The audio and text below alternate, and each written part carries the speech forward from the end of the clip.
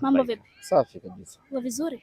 Tuko vizuri, tunamshukuru Mungu. Nini ambacho kinaendelea mara baada ya jana kufanikiwa kufuzu hatua ya fainali ya michuano hii ya Muungano kuelekea mchezo huo siku ya Jumatano? Tumeshuhudia pia hapa mkiwa mnaendelea na mazoezi yenu katika viwanja vidogo vya uwanja wa Amani.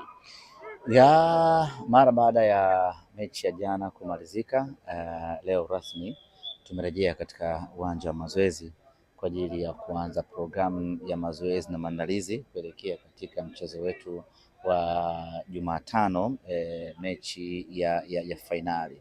Na hii siyo Kariakoo Derby tena, hii ni Muungano Derby. Tunakwenda kucheza mechi yetu ya fainali. Miaka mingi hatujakutana kwenye hatua hiyo, lakini tunakutana hivi sasa. Tunaamini mechi itakuwa ngumu, mechi itakuwa nzuri, na mashabiki wa soka kwa ujumla watafurahia burudani ambayo watakwenda kuipata siku ya kesho kutwa. Mimi niseme tu kwamba dabi ni mchezo ambao hauzoeleki, dabi ni mchezo ambao hautabiriki, dabi ni mchezo ambao unaogofya, dabi ni mchezo ambao umetawaliwa na pressure kubwa kweli kweli. Furaha ya dabi huwa unaipata baada ya mchezo kumalizika na ukiwa umepata ushindi. Kwa hiyo ni mchezo ambao unachukua vitu vingi kweli kweli, akili, fikra, hisia, mawazo, kila kitu kinachukuliwa kwa ajili ya mchezo huo. Mechi hii ni mechi kubwa, ni mechi nzuri, na sio tena mashindano ya Muungano. Hii ni mechi ya Simba na Yanga, na hivyo inabeba uzito mkubwa kweli kweli, na sisi Simba tuko tayari kwenda kwenye mchezo huo. Tunatambua ugumu wake, tunatambua uzito wake, lakini tuko tayari kwenda kupambana. Kucheza mchezo wa nusu fainali alafu siku mbili maandalizi, siku ya tatu mchezo wa dabi, kuna ugumu gani? Lakini pia mmetoka kwenye mechi za knockout stage karibuni mbili kuelekea kwenye hii fainali. Ratiba ni ngumu, lakini ndio ratiba ya mashindano ilivyo. Kwa hiyo hauna budi kwenda nayo hivyo inavyotaka. Tumecheza jana dhidi ya Mlandege, it was very tough game. Ni mechi ambayo ilikuja kumalizika kipindi cha pili. Unajua kuna mechi inaweza ikamalizika kipindi cha kwanza. Kipindi cha kwanza umeshampiga mtu bao mbili, bao tatu, kwa kipindi cha pili mna relax, hamtumii energy kubwa. Lakini mechi yetu ilikuwa ni tofauti. Hadi dakika ya 60 na bado hatujapata bao. Kwa hiyo tukaja tukapata bao la kwanza, la pili, la tatu kwa kutumia nguvu kubwa. Maana yake ni kwamba mechi ya jana tumecheza kwa dakika zote 90. Sasa kupumzika na kurejea tena mazoezini na kuendea kwenye mechi inayofuata, kamuda ni kadogo, lakini hakuna budi. Lazima tuishi kwenye ratiba hiyo na twende tukapambane kwa ratiba hiyo. Mnavyoutazama mchezo huu, semaji ugumu wake, kwa sababu mshacheza hapa na Yanga kwenye ligi mkapata suluhu, lakini pia mlishai kucheza mechi ambayo mmoja akishinda anakuwa bingwa kwenye ligi kuu ya NBC. Mna kumbukumbu hizi vizuri, na pia mna mikakati kwamba mchezo huu sasa mnatamani kuondoka na kombe mbele ya Young Africans. Yaliyopita yamepita. Huu sio wakati wa historia tena, na wala sio wakati wa kuanza kuhesabu kitu gani kimetokea na kitu gani kilitokea huko nyuma. Hapa tunachoangalia ni kesho kutwa. Nani ataingia na mipango mizuri kesho kutwa? Nani ataingia na mbinu nzuri kesho kutwa? Nani atakuwa na nguvu ya kutosha kesho kutwa? Nani hatofanya makosa kesho kutwa? Lakini nani Mwenyezi Mungu amemwandikia riziki ya kushinda kesho kutwa? Hivyo ndio vitu pekee ambavyo tunaviangalia hivi sasa. Past results zinachangia ama zinachagiza kutengeneza confidence kuelekea katika mechi husika, lakini kitakacho kusaidia katika mechi husika ni wakati gani uko bora kuelekea kwenye mchezo huo. Na sisi tunaamini tuna timu bora kuelekea katika mchezo huo, na tunaamini mechi itakuwa ni nzuri, na malengo yetu ni kupata ushindi na kuondoka na ubingwa. Tulishuhudia mabadiliko ya kikosi kuanzia mechi ya robo finali, nusu finali. Kasali pia hana mechi ambayo alicheza, lakini pia tumemshuhudia Mbegu akipewa nafasi na mwalimu na akifanya vizuri. Dabi ya Kariakoo, semaji, mnaingiza full mkoko au mtajilinda kwa sababu mna dabi nyingine? Ndio maana tuna mazoezi ya siku mbili hapa. Leo Jumatatu na kesho Jumanne, mwalimu atapanga kikosi kulingana na nani amefanya vizuri katika mazoezi haya ya siku mbili. Yoyote ambaye ataonekana kuwa bora ndio ambaye atapata nafasi. Mimi ukiniuliza kikosi natamani kiwe nani, nina kikosi changu ambacho natamani golini kwa Abel Hussein, kulia akae Duchu, kushoto akae Anthony Mbigo, katikati akae Vedastus Masinde, anazima pale na Hussein Mbegu. Yes. Zidi ya Yanga. Wewe semaje? Nakwambia. Mbona mtakuwa mna overdose Mbegu, mechi ya pressure. Umeona. Mbele nasogea kidogo pale, unaweza ukaweka Kante, ukaweka Kagoma, umeona, lakini juu yao ukamtia Maema, mbele yao ukaweka Bashiri, kulia ukaweka Chasambi, striker force ukaweka Bakari Mongosi pale. Kwa hiyo Baraka Mongosi. Kwa hiyo mimi naona kabisa hilo ni kosi la ushindi. Na hicho kinamfunga Yanga. Very well. Semaji, tukikupa ukocha wajua utaiponza timu. Si wachezaji wa Simba, they have to be ready to play against any opponent. Kuna pressure lakini ya timu kubwa. Of course, pressure ipo, lakini sasa hauwezi kukua kama haupati pressure. Kwa lazima upate pressure hizo, lazima ucheze mechi kubwa ili uwe mkubwa. Simba tushawahi kumwamini bwana mdogo Manyika Junior. Akakaa golini na Simba tukaibuka na ushindi katika mchezo huo.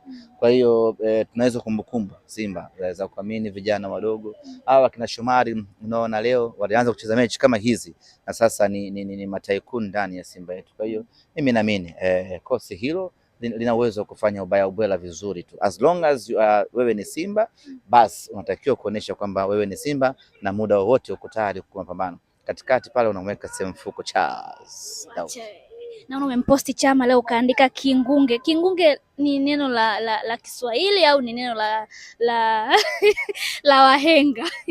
Na lina maana gani kwa sababu ambayo sijaelewa hiyo msamiati uliotumia? Kuna majina ambayo kuna wakati huwa yanatumika kama sifa, yani linakuwa ni jina alafu baadaye linatumika kama sifa. Nakumbuka kuna nomino kama za aina 7 hivi. Kuna nomino za sehemu, nomino za sifa, nomino za mahali, ndio hiyo sehemu, usichanganye. Kwa hiyo kingunge ni jina la mtu, mwanasiasa mmoja alikuwa mahiri sana nchini Tanzania. Kwa sasa ametangulia mbele za haki.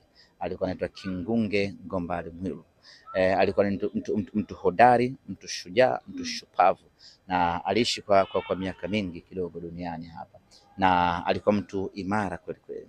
Sasa Mwamba Lusaka Lotus Chota Chama tumempa sifa ya kingunge, kwa maana ya kwamba amekuwa bora nyakati zote, amekuwa na muda mrefu ndani ya Simba, amekuwa imara ndani ya Simba. Kwa baada ya kumchekecha tukasema anastahili sifa ya kuitwa kingunge. Kingunge ni jina la mtu, lakini yeye tunampa kingunge kama sifa ya kile kikubwa ambacho anakifanya ndani ya chama letu Simba Sports Club. Basi kwenda kwa mwalimu jana.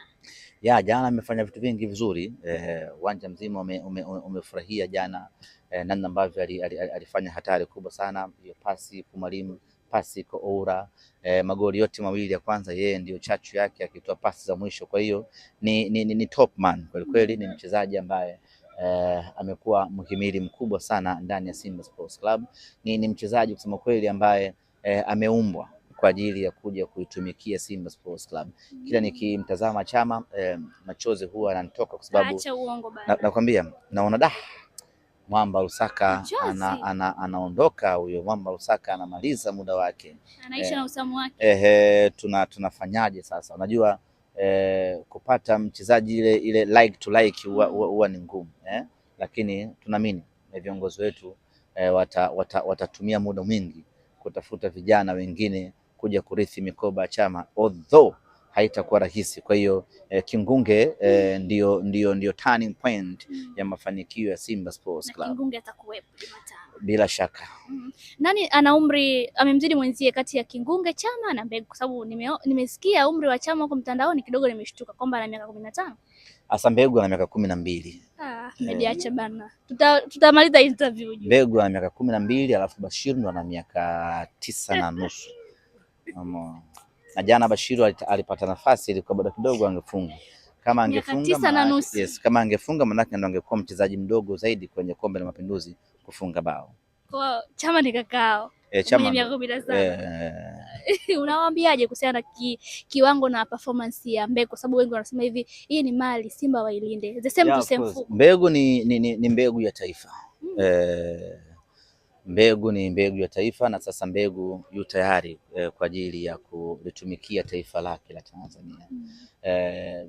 Amecheza mechi nyingi, lakini sijawahi ama wanasimba hatujawahi kuiona ile piwa mbegu. Tumeiona jana kwa mara ya kwanza. Jana amefanya vitu basic vya defender, amefanya vitu vya maana vingi vya msingi kweli kweli. Ulikuwa ukimwangalia hivi huwezi kudhani kama kazaliwa Tanzania mbegu, ni kama mzaliwa wa Ulaya fulani hivi, namna ambavyo alikuwa na akili kubwa ya mpira wa miguu. Mbegu na ndo kwanza ni mbegu, akishaota na kuwa mmea atakuja kufanya balaa kubwa sana. Mimi ni muombe kwanza mbegu mwenyewe. Amechukua tuzo. Yes, amechukua tuzo. Mimi ni muombe mbegu mwenyewe. Kwa sasa dunia inaanza kufunguka kwa upande wake. Kila kitu sasa kwake kitapatikana kwa urahisi na kwa wepesi. Hela ataipata, na maisha mengine atayapata. Sasa lazima awe makini sana kwenye kuya control yote ambayo yanakuja kwa kufuata jina lake la mbegu. Akilemaa na akaamua kutekwa na kile ambacho kinamfuata hivi sasa, basi atapotea mapema sana, kama Makinda wengine wengi ambao wamepotea wakiwa katika umri wake. Anapaswa kuwa very focus, anapaswa kuwa very determined. Kazi ndio kwanza kwake imeanza, bado ana nafasi kubwa, kwa sababu ukimwangalia mbegu mbele yake kuna Rushain, mbele yake kuna Ismail Toure, mbele yake kuna Wilson Nangu, mbele yake kuna Razak Hamza. Kwa hiyo ana kazi kubwa ya kuishi katikati ya hao mabrother na kuendelea kumshawishi mwalimu. Lakini akilegea na akaanza kuvimba patamshinda, na sisi muda kukusubiri hatuna, tunakunyoa, tunatafuta mbegu mwingine mdogo mdogo tunamweka hapo. Nalitamani kombe la Muungano. Tunatamani kombe la Muungano. Timu ya mpira wa miguu yoyote inaposhiriki shindano lolote, lengo lake ni kuchukua ubingwa wa shindano husika. Kwa hiyo tunataka kombe la Muungano, na inshallah tutalipata kombe la Muungano. Bahati mbaya ama nzuri ni kwamba haitakuwa rahisi, lakini tunalitaka. Unawaambia mashabiki sawa wavuke maji, maana jana nilimuona Mzaramo na wengine wachache, kuna ambao wanasema sasa sisi tiketi tunakata Jumatano, Jumanne tunaifuata timu kuongeza nguvu. Waje, hii ni vita yetu sote hivi sasa. Kila mwana Simba atumie vita yake, atumie mapambano yake kuhakikisha kwamba tunapata ushindi katika mchezo wa kesho kutwa. Kumfunga mtani sio kazi ya kundi fulani la watu, ni kazi ya kila mwana Simba. Kila mwana Simba ingie vitani, kila mwana Simba pambane kuhakikisha kwamba tunapata ushindi siku ya kesho kutwa. Silaha zote mtatumia? Wote. Nashukuru sana Sema. Asante. Uwe na usiku mwema. Sasa hapo unarekodi nini? Anamulika mwanga. Kwa maendeleo ya sekta ya utalii na huduma za hoteli nchini, Parrot Hotel iliyopo Kaloleni katikati ya jiji la Arusha ni fahari ya Tanzania. Ina bwawa la kisasa la kuogelea na kupumzika kwa watu wa rika zote, mapokezi yenye ubora. Hapa utapata kahawa safi na vinywaji baridi vya kila aina, lifti za kisasa za kupeleka kwenye floor 13 zenye vyumba zaidi ya 100, vyumba vya kulala vyenye mazingira salama na tulivu, vyenye joto la upendo na baridi ya starehe, kumbi za mikutano zenye vifaa vya kisasa, mazungumzo ya kitaifa na kimataifa, sehemu nadhifu ya chakula yenye kuleta hamu, vyakula vyenye viwango vya ubora wa afya. Baada ya uchovu wa kutwa nzima, kuna baa ya kipekee kwa jioni yako ya kukumbukwa. Karibu Parrot Hotel kuonja ladha mpya ya maisha.